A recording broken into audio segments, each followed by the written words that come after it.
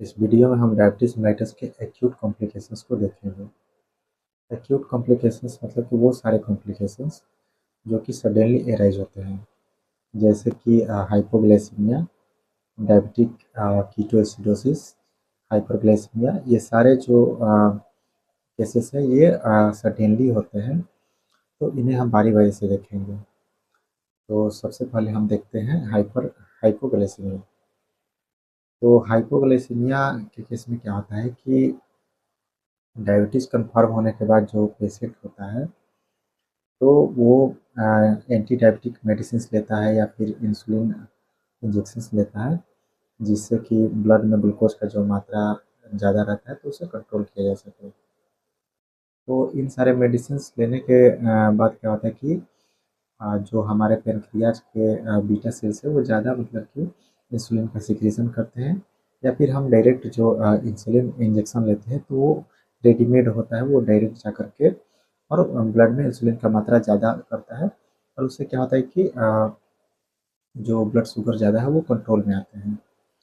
तो डायबिटीज़ होने के बाद जब ये सारे ट्रीटमेंट्स चलते हैं तो उस केस में क्या होता है कि अगर ज़्यादा जो एंटी डायबिटिक ड्रग्स हैं उनका अगर ज़्यादा डोज हो जाए, या फिर ज़्यादा इंसुलिन की वजह से, और या फिर हम कम खाना खाते हैं और उसके साथ ज़्यादा एक्सरसाइज कर देते हैं, तो इन सारे केसेस में क्या होता है कि जो ब्लड शुगर है वो सडनली जो है वो बहुत डाउन चला जाता है और 70 mg/dL से नीचे आ जाता है। तो उसके वजह से कुछ सिम्टम्स होते हैं।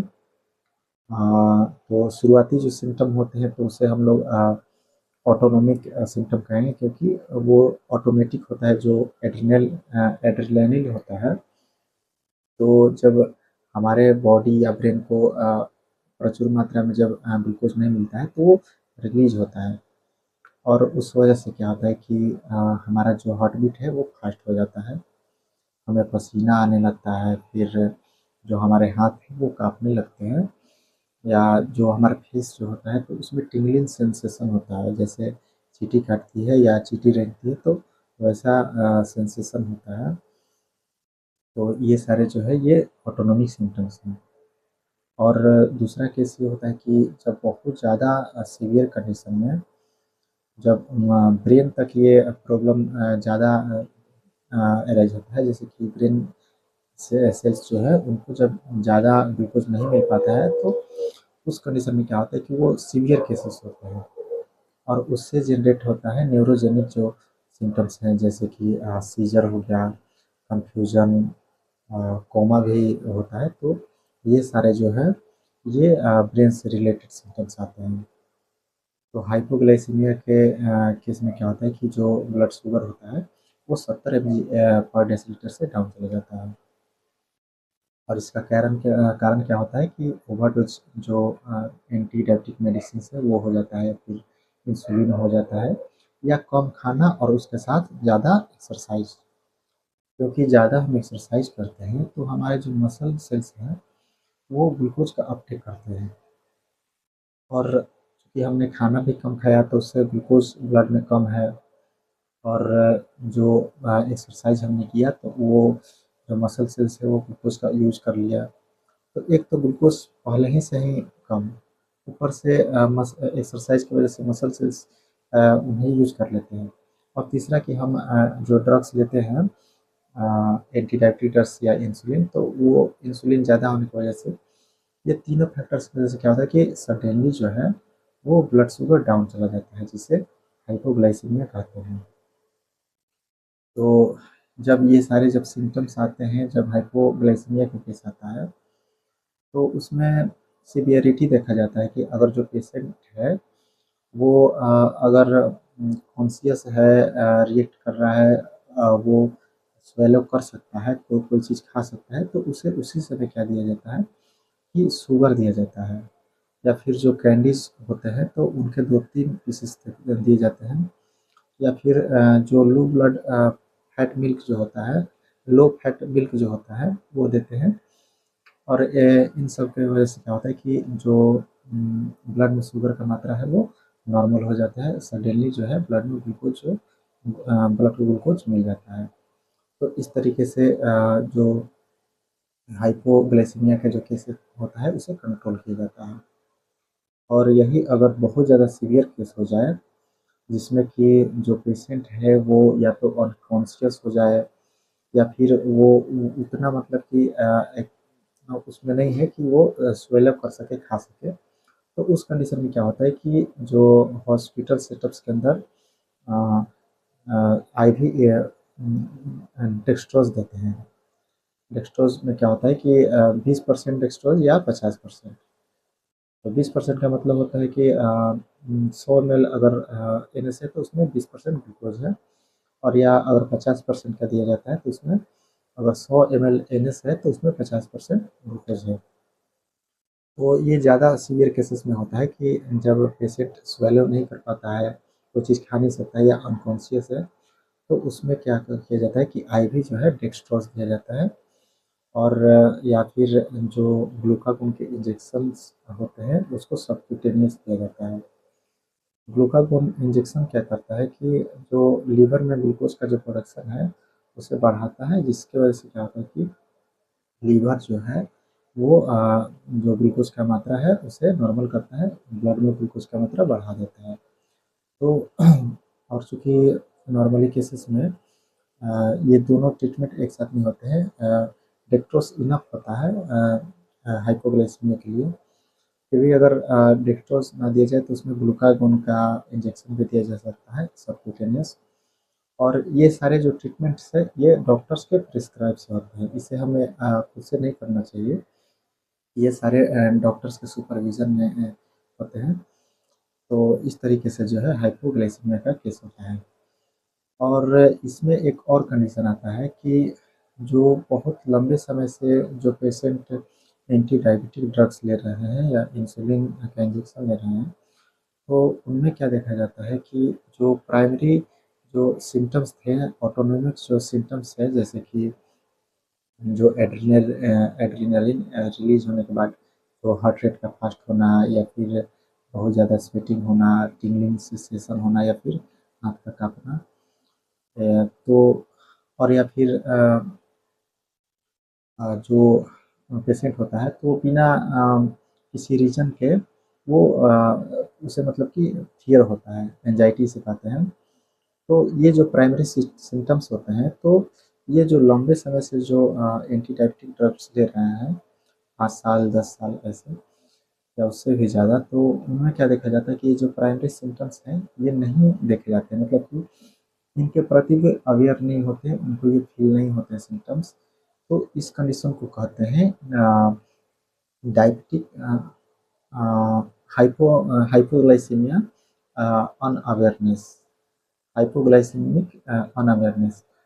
तो इस कंडीशन में क्या होता है कि जो पेशेंट होता है लंबे समय तक वो ड्रग्स, एंटी डायबिटिक ड्रग्स ले रहा है या इंसुलिन ले रहा है, तो उस पे प्राइमरी सिम्पटम्स नहीं आते हैं और उसको डायरेक्ट जो है, जो ब्रेन से रिलेटेड है, वो सिम्पटम्स होते हैं। मतलब कि सीजर्स हो गया, कन्फ्यूजन हो गया, या फिर कोमा भी हो सकता है। तो ये और डेंजरस होते हैं, इसमें इमीडिएट केयर होता है वरना पेशेंट का जान भी जा सकता है।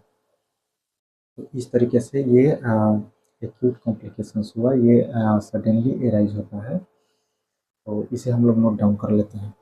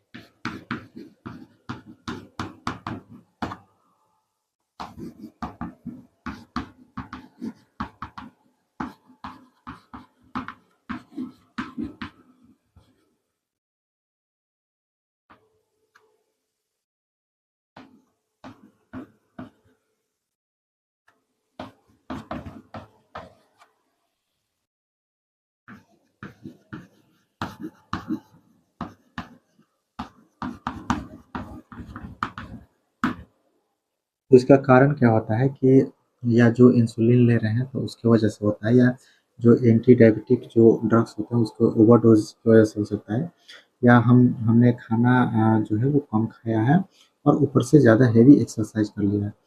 तो इस वजह से क्या होता है कि हाइपोग्लाइसेमिया का केस राइज होता है।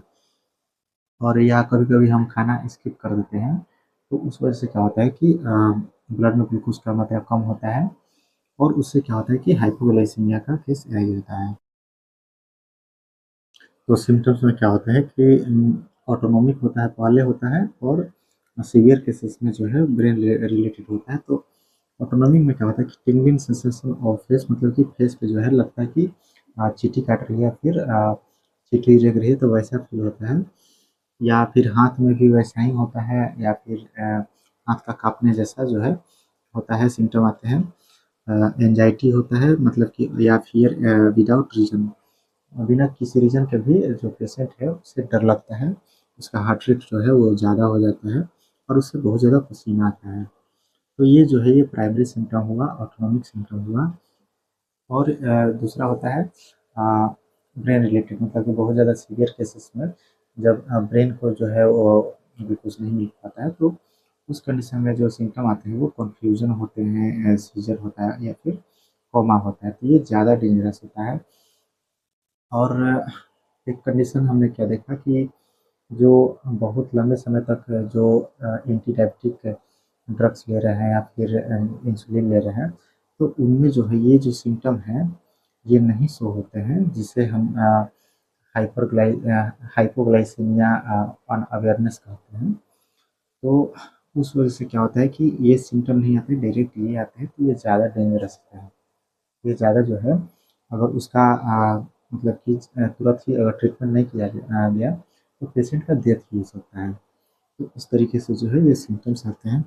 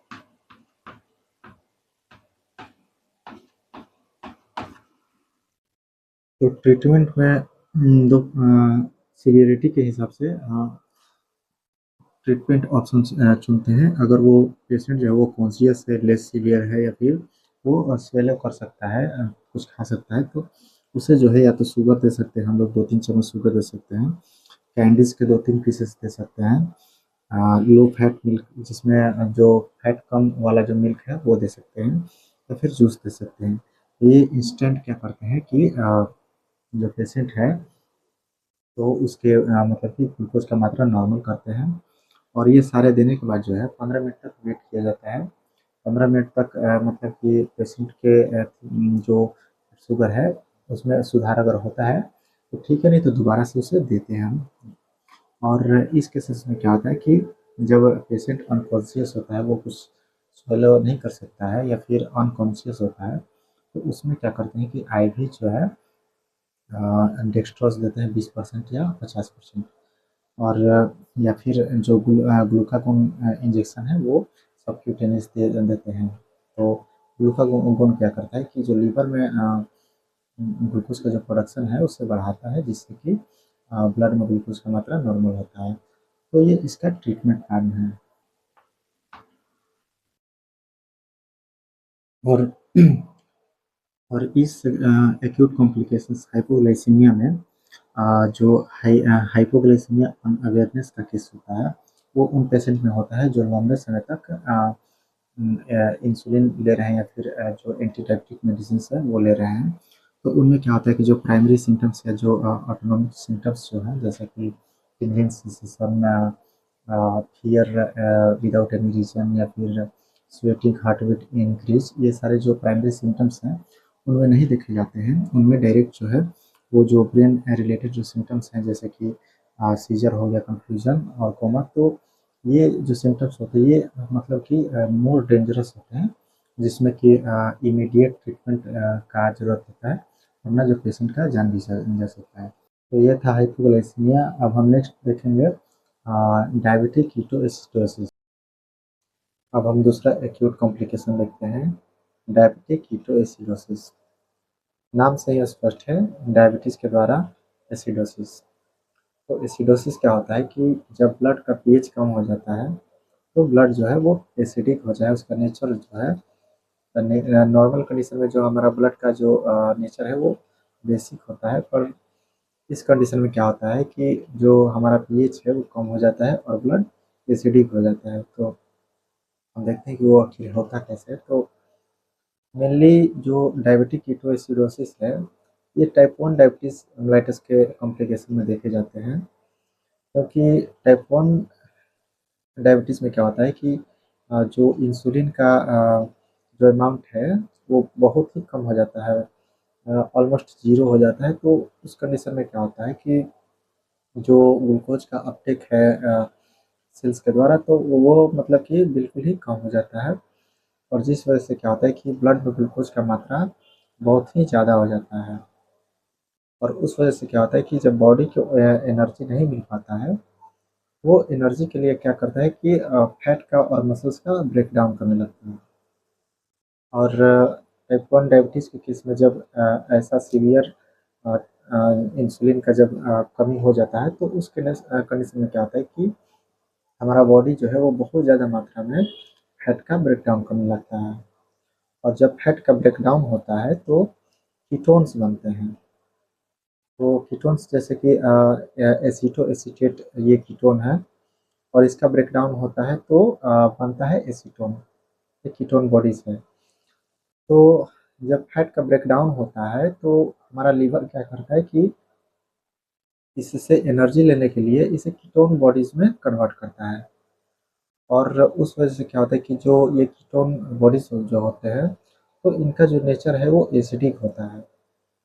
और इस कंडीशन में क्या होता है कि जब ये ज़्यादा हो जाते हैं, ज़्यादा फैट का ब्रेक डाउन होने की वजह से ब्लड में इनका जो मात्रा है वो बहुत ज़्यादा हो जाता है। तो उस वजह से क्या होता है कि हमारा जो ब्लड का पीएच है, जो उसका नेचर है वो एसिडिक हो जाता है।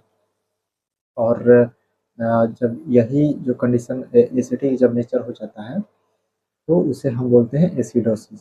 और चूँकि ये डायबिटीज़ के कारण हो रहा है तो इसे हम कहते हैं डायबिटिक कीटोएसिडोसिस।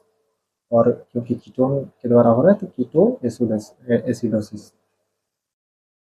तो ये बहुत ही जो है सीवियर केस होता है, क्योंकि ये जब होता है तो उस समय इंसुलिन जो है इतना कम होता है, ऑलमोस्ट ज़ीरो होता है, कि जो हमारा ब्लड में ग्लूकोज का मात्रा है वो लगभग 300 से भी ज़्यादा हो जाता है, 300 के पार चला जाता है।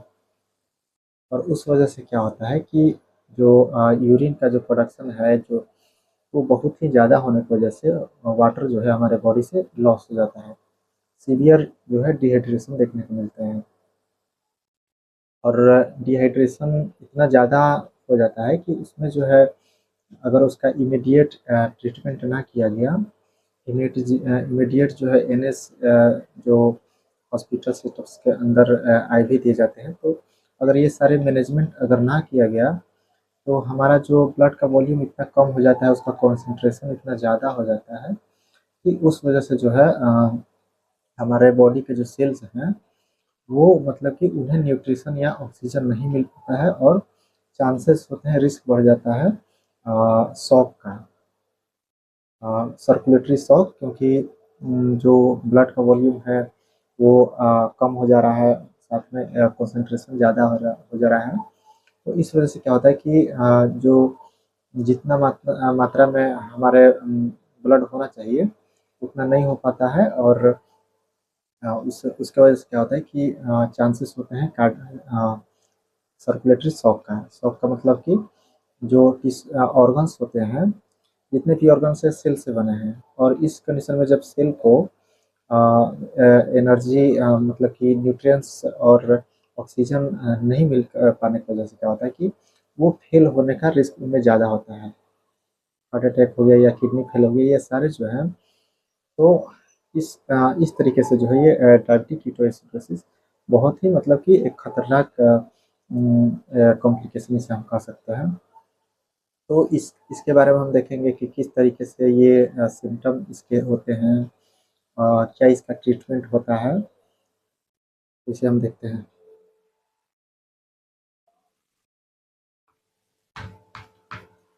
इसे शॉर्ट में डीकेए बोलते हैं, डायबिटिक कीटोएसिडोसिस।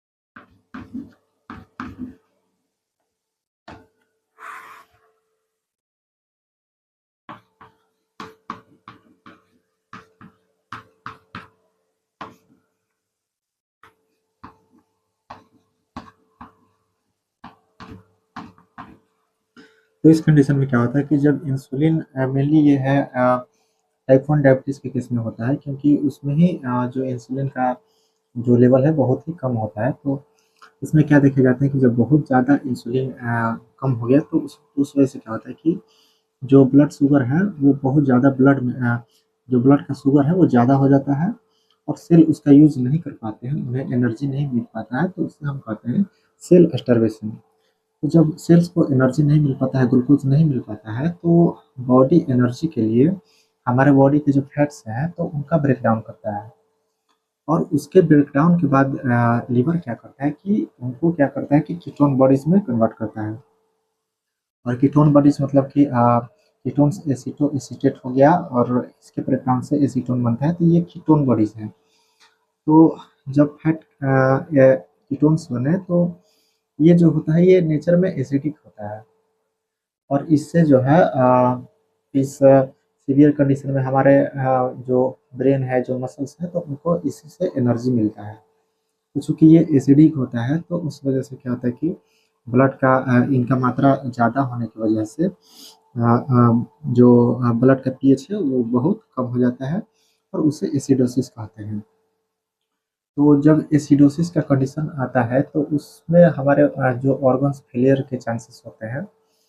और चूँकि इस कंडीशन में जब ब्लड शुगर बहुत ज़्यादा हो जाता है, मोर देन 300 mg/dL, तो उस कंडीशन में क्या होता है कि जो वाटर का जो लॉस है वो बहुत ज़्यादा हो जाता है। और उस वजह से क्या होते हैं कि डिहाइड्रेशन, सीवियर डिहाइड्रेशन का कंडीशन अराइज होता है।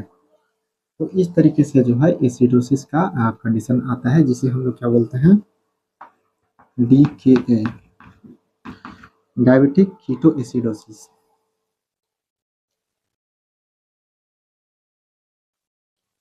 तो इसका हम सिम्टम देखते हैं।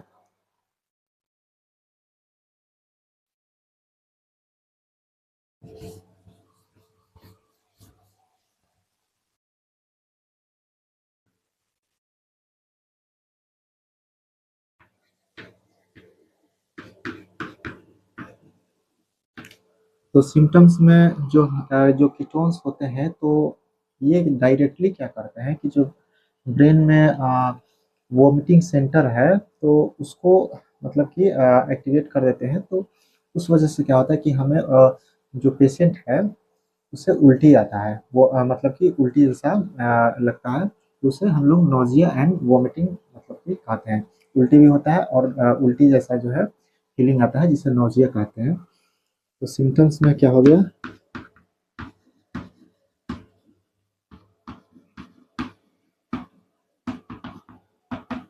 Nausea vomiting. फिर क्या करता है कि ये जो एसीटोन्स हैं कीटोन्स हैं, ये क्या करते हैं कि चूंकि ये ब्लड में सर्कुलेट हो रहे हैं तो हमारे जो डाइजेस्टिव जो ट्रैक्ट है, जैसे कि स्टमक हो गया, इंटेस्टाइन हो गया, तो इन ये भी इन पे भी ब्लड का जो सप्लाई है, तो उन ब्लड सप्लाई के थ्रू जब कीटोन्स वहाँ जाते हैं तो वो डायरेक्टली इरिटेट करते हैं इन जीआई ट्रैक्ट को। तो उस वजह से क्या होता है कि हमें जो पेशेंट है उसे एब्डोमिनल पेन होता है। तो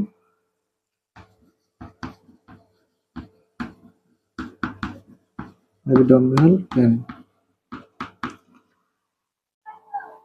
और चूंकि इस कंडीशन में जो जब ये डायबिटिक कीटो एसिडोसिस का जब कंडीशन आता है तो ब्लड में शुगर ज़्यादा होने की वजह से जो यूरिन का प्रोडक्शन है वो ज़्यादा होता है और उस वजह से क्या होता है कि बहुत ज़्यादा जो है वाटर लॉस हो जाता है, तो उसे हम डिहाइड्रेशन कहते हैं। तो क्या होता है, डिहाइड्रेशन।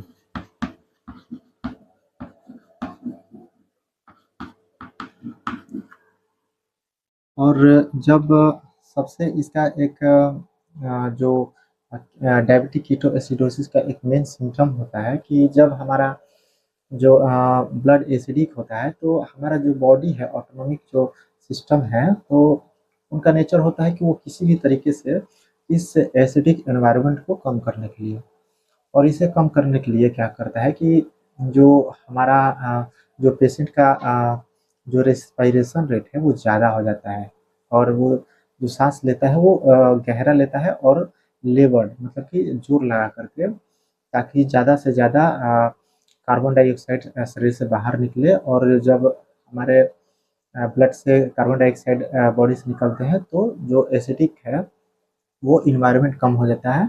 तो इस वजह से कॉम्पनसेट करने के लिए जो है डीप डीप ब्रीथिंग प्लस लेबर्ड और प्लस में फास्ट, तो ये इन तीनों सिम्टम को मिला करके इसे हम कुसुमल ब्रीदिंग कहते हैं, कुसुमल ब्रीदिंग।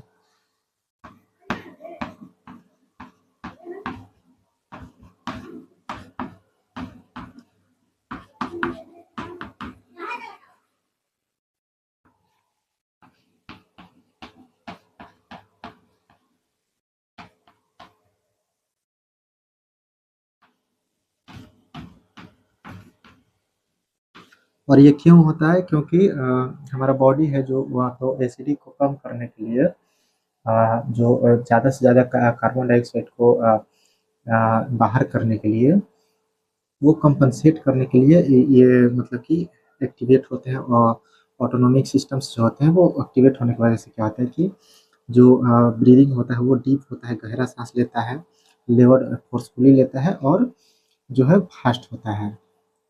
और साथ ही साथ इसमें एक फ्रूटी ब्रीथ का सिम्टम देखने को मिलता है कि उसे जो है, जो पेशेंट के आसपास जो डॉक्टर्स है या नर्स है तो वो भी उसे महसूस कर सकते हैं। तो फ्रूटी ब्रीथ का मतलब क्या होता है कि जो फैट के ब्रेकडाउन से जो कीटोन बॉडीज बनते हैं, कीटोन्स बनते हैं, तो जो एसीटो एसीटेट जो कीटोन है तो उसका ब्रेकडाउन से जो एसीटोन बना, तो ये जो होता है ये वोलेटाइल होता है। मतलब कि इसका इसका नेचर होता है कि जल्दी वेपराइज हो जाए। तो उस कंडीशन में क्या होता है कि जब ये ब्लड के सर्कुलेशन के थ्रू जब लंग्स में जाता है तो ये हमारे एक्सपायरेशन के थ्रू बाहर आता है। और इसका जो स्मेल होता है वो नेल पॉलिश का जो रिमूवर होता है तो उसके जैसा या फिर फ्रूटी होता है। तो इसलिए इसका एक और सिम्टम है।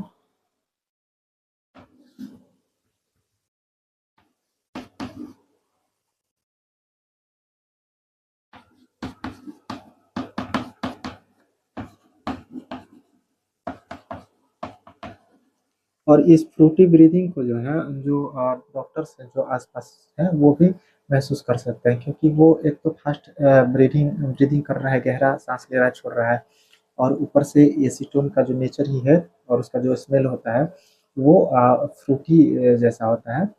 और या फिर जो नेल पॉलिश का रिमूवर है तो उसके जैसे होता है। ये सारे सिम्टम आते हैं डीके के अंदर, डायबिटीज कीटोएसिडोसिस में।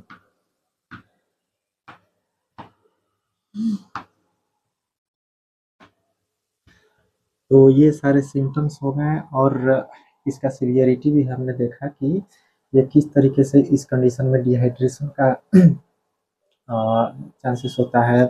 जो अगर जब ब्लड वॉल्यूम बहुत ज़्यादा कम होता है तो उस कंडीशन में क्या होता है कि चांसेस होते हैं सर्कुलेटरी शॉक का, मतलब कि ऑर्गन फेलियर्स का। तो ये सारे इसमें डेंजर इसके इफेक्ट देखने को मिलते हैं। तो अब इसका हम लोग ट्रीटमेंट देख लेते हैं।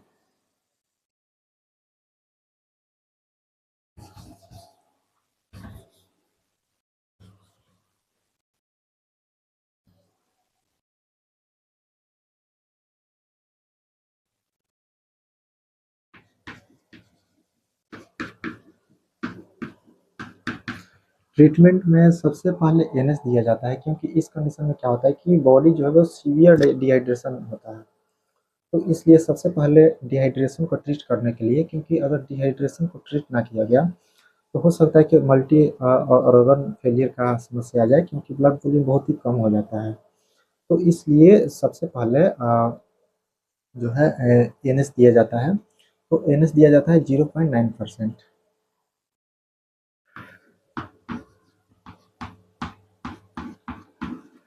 और इस कंडीशन में क्या होता है कि क्योंकि टाइप 1 डायबिटीज मेलाइटस के केस में इंसुलिन बहुत ही कम होता है, जिसकी वजह से ये सारे सिम्टम राइज हुए हैं, ब्लड में शुगर ज़्यादा हुआ। तो उसमें मतलब कि डिहाइड्रेशन को तो ट्रीट करना ही है, साथ में जो इंसुलिन का जो ब्लड में ज़रूरत है तो उसे भी पूरा करना है। और इसमें ध्यान रखा जाता है कि जब हम ये आईवी देते हैं, आईवी इंटरफ्यूज करते हैं, तो जब एनएस जो चल रहा है, डिहाइड्रेशन को ट्रीट किया जा रहा है, तो उसी समय क्या होता है कि ब्लड का जो है वो जाँच टेस्ट होता है। उसमें सोडियम, पोटेशियम और जो कीटो एसिडिक एनवायरनमेंट के लिए को जाँचने के लिए आर्टेरियल ब्लड गैस, ये सारे टेस्ट होते हैं। तो उसी समय मतलब कि ये टेस्ट जो है इमरजेंसी, चूँकि ये इमरजेंसी सेटअप होता है, तो उसमें सारे टेस्ट बहुत जल्दी किए जाते हैं, इमीडिएट किए जाते हैं। तो उसमें सोडियम, पोटेशियम का लेवल चेक किया जाता है, फिर जो आर्टेरियल ब्लड गैस चेक किया जाता है, जो कि बताता है कि ब्लड एसिडिक है या बेसिक है, कैसा है उसका नेचर, तो वो बताता है। तो फिर ब्लड शुगर भी टेस्ट होता है। तो ये सारे टेस्ट होते हैं। और इनेस जब इंट्रोड्यूस किया गया तो उस समय ब्लड इसलिए टेस्ट होता है इमीडिएट, क्योंकि उसमें पोटेशियम का मात्रा बहुत ज़रूरी होता है, क्योंकि जब इंसुलिन देना है, तो इंसुलिन देने से पहले हमें पोटेशियम का लेवल देखना चाहिए। देखना पड़ता है पोटेशियम का लेवल, इसलिए क्योंकि डिहाइड्रेशन के केस में क्या होता है कि बहुत ज़्यादा पोटेशियम भी लॉस होने की वजह से जो पोटेशियम जो है वो सेल से जो है वो सेल के बाहर आ जाते हैं। और इस केस में क्या होता है कि अगर हमने तुरंत ही बिना पोटेशियम का लेवल जांचे ही अगर इंसुलिन हमने ब्लड में दे दिया, तो जो इंसुलिन होता है, तो ये क्या करता है कि पोटेशियम को अंदर करता है, सेल के अंदर भेजता है। और चूंकि डिहाइड्रेशन के केस में ज़्यादा चांसेस होते हैं कि पोटेशियम कम हो, और अगर इंसुलिन उसी समय साथ में दे दिया गया, उसी समय बिना पोटेशियम का लेवल अगर जांचे दे दिया गया, तो उस वजह से क्या होगा कि जो पोटेशियम हो वो सेल के अंदर चला जाएगा।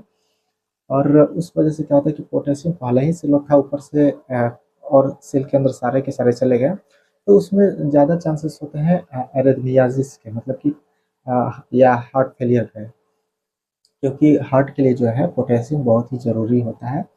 तो इसलिए कहीं पोटेशियम का मतलब कि बहुत ज़्यादा कमी ना हो जाए, उसकी वजह से हार्ट फेलियर जैसी समस्या ना आ जाए, तो उस वजह से एनएस के साथ ही उसी समय ब्लड टेस्ट होता है, और उसमें देखा जाता है कि कितना पोटेशियम है। और पोटेशियम अगर कम रहता है तो पोटेशियम भी दिया जाता है। और पोटेशियम के बाद क्या किया जाता है कि उसके बाद जो है इंसुलिन जो है वो दिया जाता है।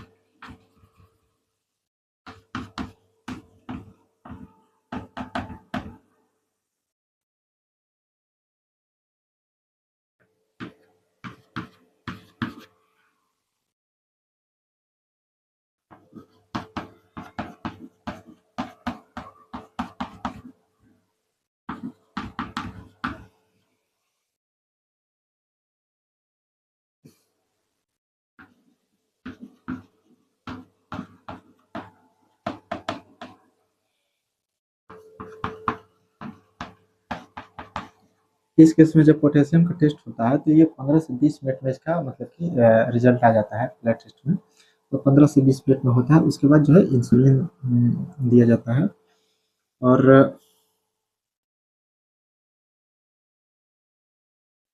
और जब ये सारे ट्रीटमेंट्स चलते हैं, तो क्या होता है कि उस समय ध्यान रखा जाता है कि जो उस समय जो ब्लड का जो 300 के प्लस जो था, तो वो बहुत ही जल्दी तरीके से कम होने लगता है। 50 से 60 mg पर डेसीलीटर पर आवर जो है वो कम होने लगता है। तो उसमें ध्यान देना होता है, क्योंकि अगर अचानक से ये जो एनएस दिए जा रहे हैं, और उसमें अगर अच्छे से मॉनिटर नहीं किया गया, तो उसमें चांसेस होते हैं सेरिब्रल एडीमा के। सेरिब्रल एडीमा मतलब कि हमारे जो ब्रेन के जो सेल्स हैं, तो चूँकि शुरुआत में जब डिहाइड्रेशन का केस हुआ, तो जो वाटर लॉस हुआ, तो वो थोड़े श्रिंक हो जाते हैं, और वो एक सब्सटेंसेस अपने अंदर क्रिएट करते हैं, जिससे कि वो बहुत ही ज़्यादा श्रिंक ना हो जाए।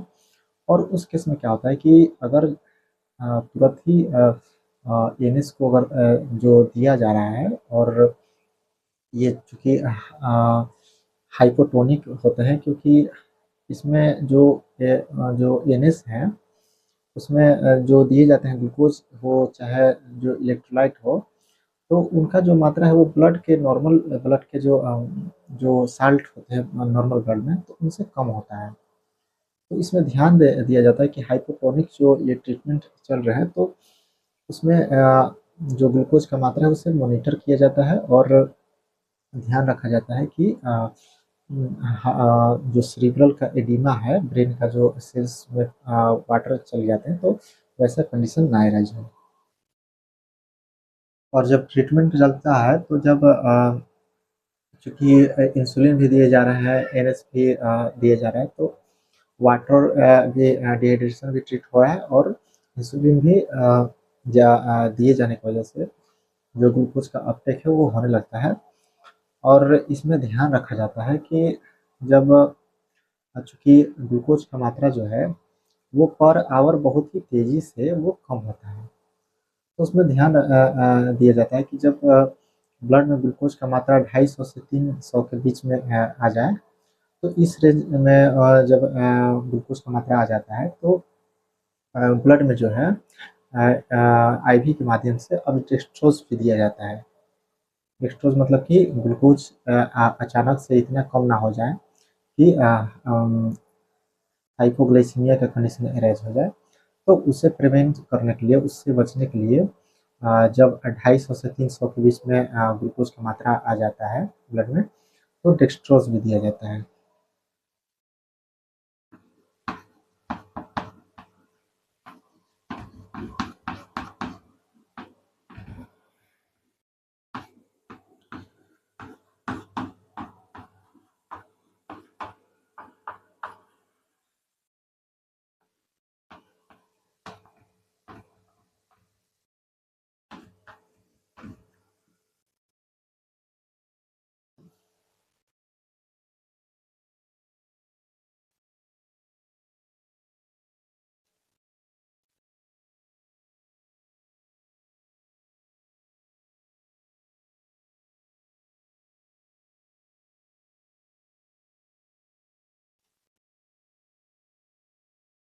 तो इस तरीके से डायबिटिक एसिडोसिस के सिम्टम्स और ट्रीटमेंट होते हैं। और ये क्या होता है कि बहुत ज़्यादा इंसुलिन की कमी से जब ग्लूकोज का मात्रा बहुत ज़्यादा हो जाता है, और सेल इसका यूज़ नहीं कर पाने की वजह से, उन्हें एनर्जी नहीं मिल पाने की वजह से सेल स्टार्वेशन मोड में आ जाते हैं। और बॉडी को एनर्जी के लिए जो बॉडी है वो फैट का बहुत ज़्यादा ब्रेकडाउन होने लगता है, और उसे जो लीवर है वो कन्वर्ट करता है कीटोन्स में। और कीटोन्स चूँकि नेचर में जो है एसिडिक होते हैं, तो इस वजह से जो है ज़्यादा कीटोन्स हो जाने की वजह से क्या होता है कि कीटो एसिडोसिस होता है। और इसका हमने सिम्टम्स और ट्रीटमेंट देखे।